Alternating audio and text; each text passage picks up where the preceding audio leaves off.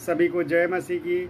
आइए हम प्रभु यीशु के जीवन से एक और घटना को देखते हैं। एक बार कहते हैं कि जब प्रभु कफरनहूम में आए और वो तुरंत शब्द के दिन आराधनालय में जाकर उपदेश करने लगे और लोग उसके उपदेश से चकित हुए, क्योंकि वो उन्हें शास्त्रियों के समान नहीं परंतु अधिकारियों के समान उपदेश देता था। उसी समय उनके आराधनालय में एक मनुष्य था जिसमें एक अशुद्ध आत्मा थी। उसने चिल्लाकर कहा, हे यीशु नासरी, हमें तुझसे क्या काम? क्या तू हमें नष्ट करने आया है? मैं तुझे जानता हूँ, तू कौन है। दुष्ट आत्माएं प्रभु यीशु को जानती थी कि वे कौन हैं, क्योंकि प्रभु यीशु परमेश्वर के पुत्र थे और वो हमारे पापों को उद्धार देने के लिए इस धरती पर आए थे। और दुष्ट आत्माओं को, सारी शैतानी शक्तियों को अच्छे से पता था कि प्रभु यीशु उन्हीं के साम्राज्य को ख़त्म करने के लिए आए हैं। इसीलिए वो दुष्ट आत्मा कहती है कि हमें तुझसे क्या काम? क्या तू हमें नष्ट करने आया है? मैं तुझे जानती हूँ, तू कौन है। परमेश्वर का पवित्र जन। प्रभु यीशु पवित्र थे। जिस तरह से परमेश्वर पवित्र है, प्रभु यीशु भी पवित्र थे। उनके अंदर पाप लेस मात्र को भी नहीं था, लेकिन उनको एक पापी की तरह उस क्रूस की सज़ा दी गई जिस पे पापों की सज़ा के लिए मनुष्यों को टांग दिया जाता था और क्रूस की दर्दनाक मौत दे दी जाती थी।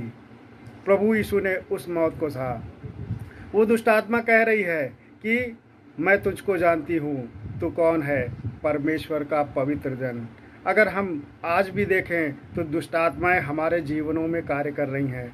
जो परमेश्वर का चुना हुआ है, यदि आप परमेश्वर के चुने हुए हैं तो आपको दुष्ट आत्माएं परेशान करेंगी और दुष्ट आत्माएं नहीं चाहेंगी कि आप किसी भी तरीके से प्रभु यीशु में आगे बढ़ें, क्योंकि वो जानती हैं कि आपके द्वारा प्रभु यीशु बहुत सारे कार्यों को करेंगे और उन दुष्ट शक्तियों का अधिकार क्षेत्र समाप्त होगा।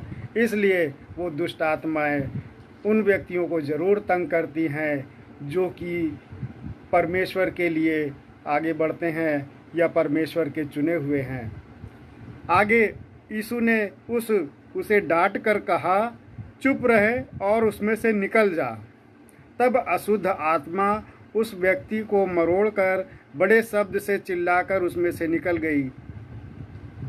प्रभु यीशु को अधिकार था दुष्ट आत्माओं को डांटने का और उनके शरीर से निकल जाने को आज्ञा देने का। और दुष्ट आत्मा प्रभु यीशु की आज्ञा से तुरंत उसके शरीर को छोड़ करके उस दुष्ट आत्माग्रस्त व्यक्ति को छोड़ करके वो दुष्ट आत्मा चली गई।